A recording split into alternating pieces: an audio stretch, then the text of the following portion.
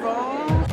J'ai été époustouflé. Ah, c'était magnifique, j'ai adoré, c'était plein de sensibilité, c'est très très émouvant. J'avais les larmes aux yeux. Il y avait plein de choses à regarder à plein de moments différents. Et aller chercher les choses qui restent dans ces personnes qui peuvent être très âgées, j'ai trouvé ça merveilleux. C'est vraiment un beau spectacle.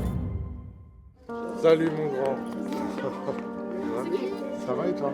Ouais, ça va. Tu es content? Mais il y a trop de monde, j'ai peur. J'ai peur.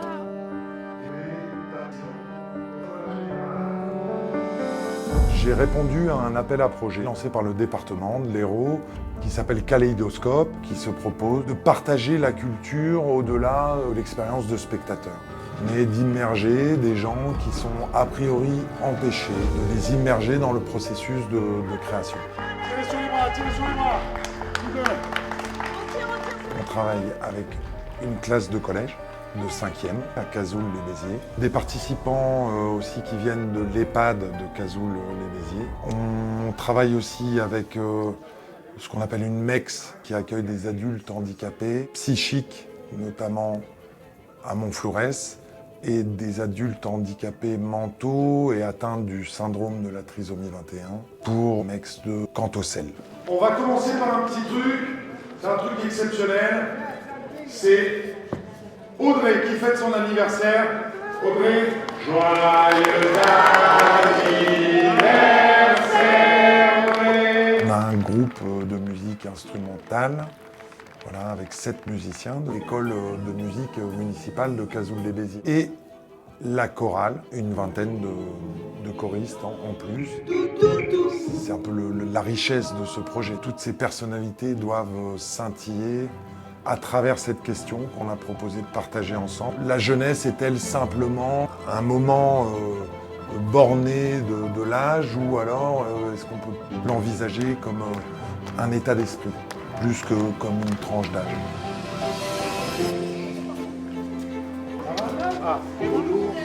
On a tenu déjà, tout au long de ces 6 mois, à avoir un rendez-vous hebdomadaire avec eux. On voulait ce rendez-vous hebdomadaire pour tisser un lien de confiance, et il s'est vite transformé dans une connivence assez intense. Une méningite m'a pris l'ouïe et une partie de ma vue s'est éteinte aussi.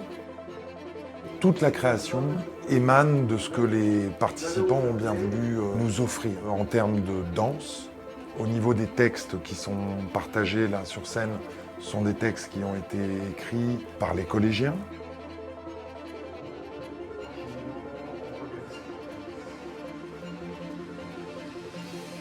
Au début, c'était chacun sa partie de la salle, et puis à force de travailler ensemble, il y a des choses qui se sont tissées, des affinités. On parlait et on devenait amis. Après nous connaître, avant de nous apprécier, comme nous nous apprécions. Ce qui sépare les gens, en fait, c'est de ne pas se connaître, en fait. On a partagé des grands moments intimes, des grands moments d'émotion. Ouais, c'était ultra riche de ce point de vue-là. Ouais. Je regarde le public. Là où les choses paraissent simples pour un acteur ou un simple spectateur, une traversée de plateau, pour d'autres, c'est déjà un dépassement de soi. C'est déjà des fois magnifique de voir que le degré de concentration qu'il faut rien que pour faire ce mouvement-là. Alors vous imaginez après les éléments chorégraphiques, le fait d'être synchrone ensemble à 25 ou 35 dans une choré, c'est wow.